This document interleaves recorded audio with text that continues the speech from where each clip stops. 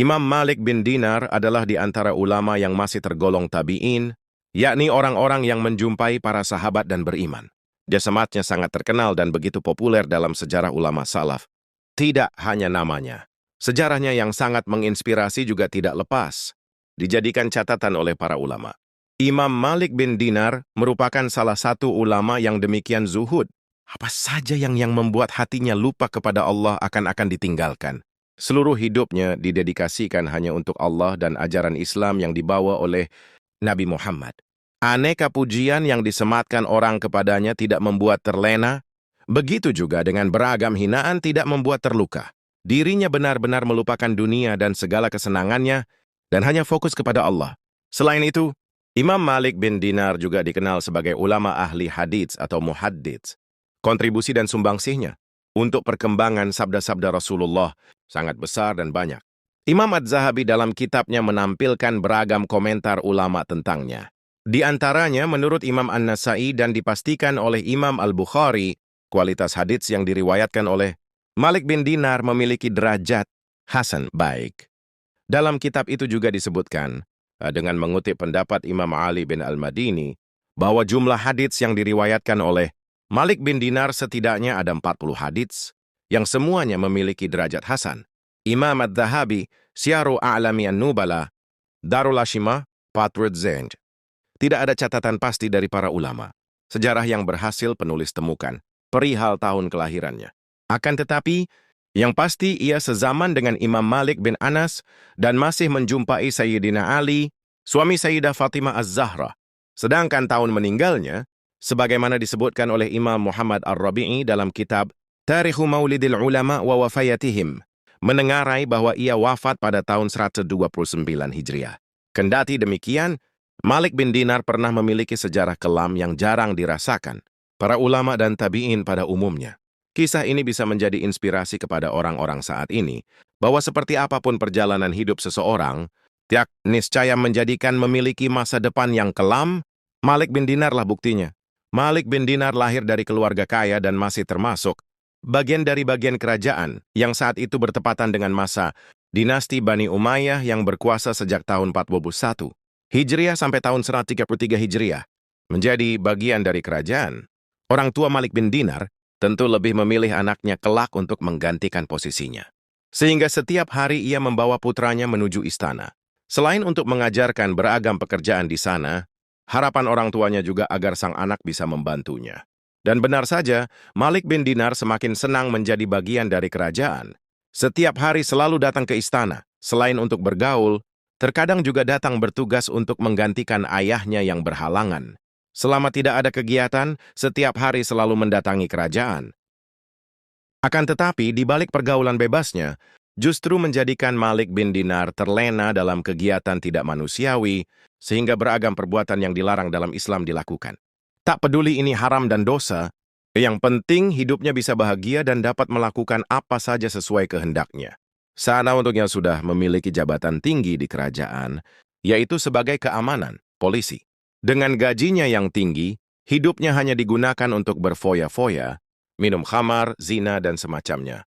Syekh Abu Bakar bin Muhyiddin Al-Ahsani Al-Farafuri, Asy-Syafi'i, dalam salah satu kitabnya menjelaskan bahwa suatu saat Malik bin Dinar sedang melakukan kegiatan terlarang dalam Islam, yaitu minum khamar. Di saat yang bersamaan, salah satu temannya menawarkan budak cantik. Tanpa pikir panjang, Malik bin Dinar langsung mengiyakan dan membelinya secara kontan.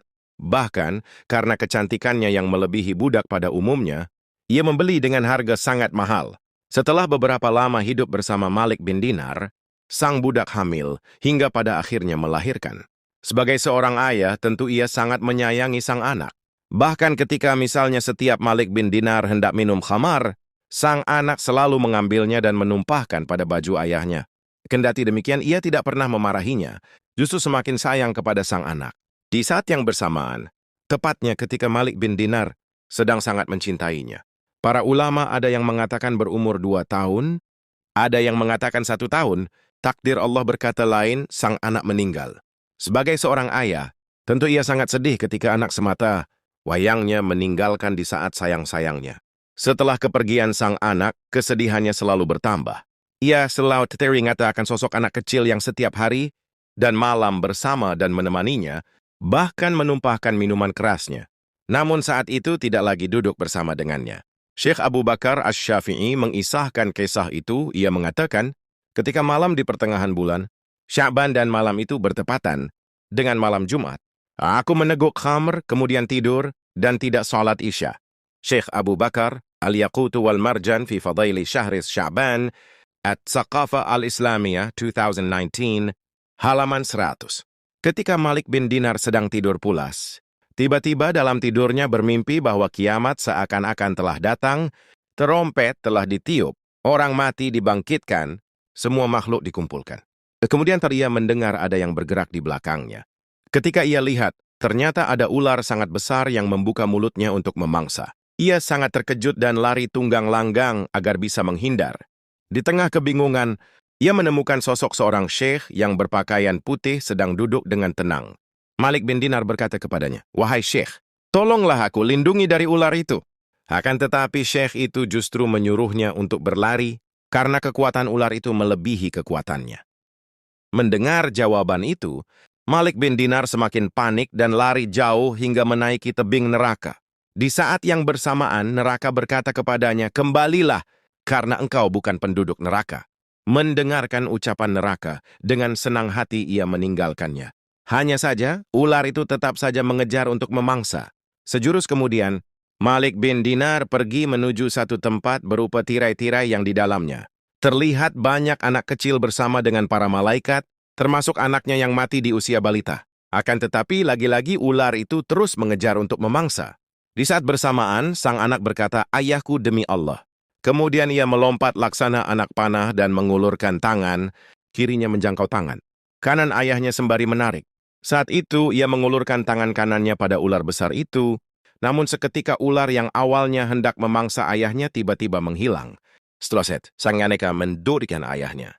Kemudian berkata kepadanya dengan membacakan ayat Al-Quran, "Wahai ayahku, belum tibakah waktunya bagi orang-orang yang beriman untuk secara khusyuk mengingat Allah dan mematuhi kebenaran yang telah diwahyukan kepada mereka." Quran Surah Al-Hadid ayat 16. Malik bin Dinar menangis sejadi-jadinya. Kemudian berkata kepada anaknya, "Wahai anakku, ceritakanlah kepadaku tentang ular dan syekh yang berpakaian putih itu."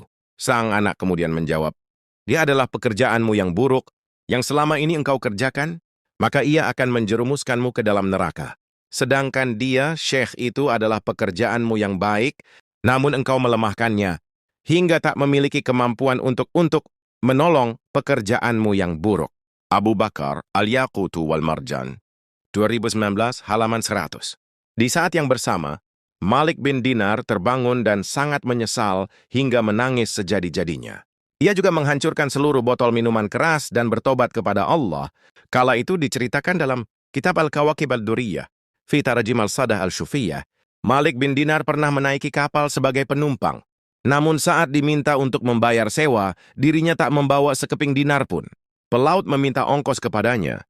Namun Malik menjawab bahwa dia tidak memiliki uang untuk dipakai membayar. Bahkan pemilik kapal itu bertanya beberapa kali. Namun jawaban Malik bin Dinar tetap sama. Jawaban itu pun membuat para pelaut tersulut dan menjadikan Malik bin Dinar dipukul hingga pingsan. Ketika Laisa terbangun, di awak kapal masih juga kembali bertanya. Lagi-lagi jawaban yang diucapkan Malik sama, bahwa dirinya tidak memiliki uang. "Bayarlah ongkos perjalananmu," pinta pemilik perahu. "Saya tidak punya ongkos," jawab Malik. "Mana ongkosnya?" pinta pemilik perahu untuk kedua kali dengan mata yang melotot. Tetamu Malik tetap saja menjawab bahwa ia tidak memiliki uang. "Saya tidak punya uang." Sikap Malik telah memancing amarah para awak perahu dan kemudian memukulinya hingga pingsan. Ketika kembali ke siuman, Malik tetap saja menjawab bahwa ia tidak memiliki uang saat dimintai ongkos perjalanan. Hal itu membuat awak perahu semakin marah. "Kalau begitu kita ikat kedua kakinya dan buang saja orang ini ke lautan," usul salah satu awak perahu. "Iya, kami tak keberatan," jawab yang lain bersamaan. Malik pun digantung di pinggir perahu. Dengan posisi kaki terikat di atas dan kepala hampir menyentuh air laut. Kemudian beliau memohon pertolongan kepada Allah. Para awak kapal pun sepakat untuk melemparkan Malik bin Dinar ke lautan, tapi Malik tampak tetap tenang. Di saat posisi kepalanya di bawah dan kakinya di atas, siap untuk diceburkan ke laut, tiba-tiba sekawanan ikan datang untuk menolongnya. Ikan-ikan itu kemudian mendongak ke atas. Ternyata kawanan ikan membawa uang dinar berlapis emas di mulutnya. Melihat itu, Malik lalu mengulurkan tangannya dan mengambil 2 dinar dari salah satu ikan, kemudian memberikannya kepada awak kapal. Melihat ini, para awak kapal menundukkan diri jatuh ke kakinya. Dia, Malik, kemudian berjalan di permukaan air dan menghilang. Dari kisah ini pula lah ia dikenal dengan Malik bin Dinar. Dalam kitab Shifad al-Shafwah, karangan Jamaluddin Abi al-Farj bin Ibnu Jauzi atau yang lebih akrab dengan sebutan Ibnu Jauzi, terdapat satu kisah menarik tentang Malik bin Dinar yang menyedekahkan harta miliknya karena selalu merasa terganggu dengan memilikinya. Sinar ini diceritakan oleh Al-Haris bin Nabhan. Saat itu, Al-Haris bin Nabhan sedang kembali perjalanannya di Mekah. Ia membeli sebuah teko dan diberikan kepada Malik bin Dinar sebagai bentuk hadiah. Beberapa hari dari waktu pemberian itu, Al-Haris datang ke majelis milik Malik bin Dinar. Setelah acara di majelis itu selesai, Malik berkata kepada Al-Haris, "Wahai Haris, kemarilah dan ambillah teko itu kembali." Ia benar-benar membuat hatiku sibuk. Karena tak mau pemberian darinya dikembalikan lagi kepadanya, Al-Haris menjawab, "Wahai Syekh, aku sengaja membeli teko itu untukmu agar engkau bisa gunakan untuk minum dan berwudlu." Mendengar permintaan untuk mengembalikan teko itu ditolak Al-Haris, Malik bin Dinar menjelaskan alasan mengapa ia mengembalikannya. "Ketika aku masuk masjid, setan selalu berkata kepadaku bahwa teko itu hilang dicuri orang. Ia benar-benar menyibukkan hatiku." Apa yang dilakukan oleh Malik bin Dinar dengan mengembalikan teko itu semata-mata karena tidak ingin hatinya sibuk memikirkan dunia berupa teko dan mengurangi kefokusan hatinya dalam mengingat Allah. Suatu malam Malik bin Dinar tengah menegakkan tahajud. Tiba-tiba ia mendengar suara yang mengusik kekhusyukannya dari arah kamar belakang. Namun Malik bin Dinar terus melanjutkan ibadahnya, kemudian berzikir dan berdoa. Setelahnya suara gaduh itu tidak juga berhenti. Malik pun beranjak dari tempat sujudnya. Lalu ia berjalan menuju bagian belakang rumahnya. Saat itu Malik melihat seorang laki-laki mengenakan penutup wajah sedang mengacak lemari pakaiannya. Laki-laki itu tampak berusaha mencuri sesuatu dari rumahnya. Namun, gerak-geriknya menunjukkan rasa kesal, barangkali karena laki-laki itu tidak menemukan sesuatu yang berharga untuk diambil dan dibawa pergi. Malik bin Dinar membiarkan laki-laki itu dan hanya mengintip dari bilik kamar sebelah tempat ia melaksanakan ibadah malam. Malik melihat lemari dan semua kotak penyimpanan miliknya sudah dibuka, tetapi kantong laki-laki itu masih kempes, belum terisi apapun. Merasa apa yang dilakukannya sia-sia, laki-laki itu kemudian hendak pergi dengan diam-diam dari rumah Malik bin Dinar. Tanpa sengaja laki-laki itu berpapasan dengan Malik yang hendak mengambil Al-Quran dari kamar utama. Laki-laki berpenutup wajah itu nyaris menodongkan belati karena terkejut. Namun, Malik bin Dinar menunjukkan sikap yang biasa saja, sehingga laki-laki itu kembali memasukkan belatinya ke dalam sarung. Seketika kaki dan tangan laki-laki itu terasa membeku. Ia menunggu apa yang akan dilakukan oleh Malik bin Dinar terhadapnya. "Assalamualaikum, saudaraku." Malik memecah keheningan. Dengan gugup laki-laki itu menjawab, "Waalaikumsalam.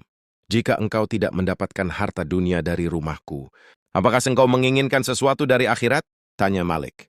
Laki-laki itu mengangguk seraya berkata, "Ya, kalau begitu kemarilah. Aku tidak akan membiarkan kau keluar dari rumahku tanpa mengambil manfaat apapun," seru Malik.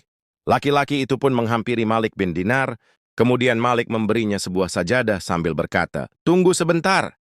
Lalu, Malik bin Dinar pergi ke sumur untuk menimba air dan menampungnya ke dalam ember, kemudian air itu ia bawa ke hadapan laki-laki yang hendak mencuri dari rumahnya. Itu seraya berkata, "Silakan engkau berwudu, dan setelah itu sholatlah 2 rakaat. Sesungguhnya sepertiga malam adalah waktu yang sangat baik." Laki-laki itu kemudian membuka penutup wajahnya, ternyata ia masih muda. Setelah berwudu, laki-laki muda itu pun melaksanakan sholat di atas sajadah yang tadi diberikan oleh Malik bin Dinar. Sesudah selesai sholat, laki-laki itu menghadap Malik dan berkata, "Bolehkah aku menambah 2 rakaat lagi?" "Tambahlah sesuai keinginanmu," jawab Malik bin Dinar. Laki-laki itu pun terus-menerus menambah rakaatnya, hingga azan subuh berkumandang. Lalu Malik mengajak laki-laki itu untuk sholat berjamaah di masjid. Ketika sampai di masjid, orang-orang bertanya tentang siapakah seorang pemuda yang bersamanya itu. Malik pun menjawab, "Semalam, ia datang untuk mencuri sesuatu dari rumahku. Tetapi sekarang akulah yang mencuri hatinya.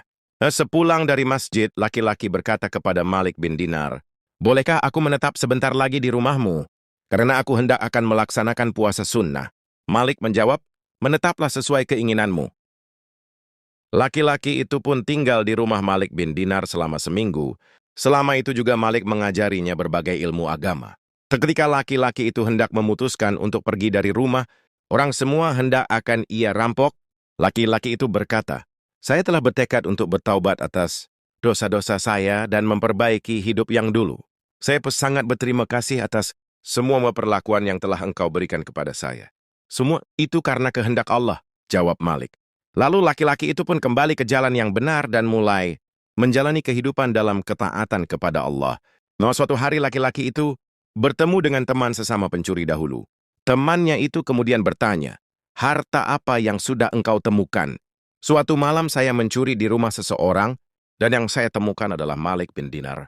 Semula saya hendak mencuri darinya, tetapi dialah yang mencuri hati saya, sehingga kini saya berada di jalan Allah."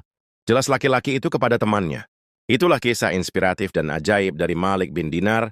Walau ia punya banyak kekayaan, bahkan ikan pun memberikannya, koin dirham emas hatinya, tetap terpatri cinta kepada Allah dan Rasul-Nya. Dia tak mau harta di dunia membutakan dan membuatnya sibuk dari ibadahnya. Subhanallah. Semoga kita bisa mendapatkan hikmah dari kisah ini. Wassalam.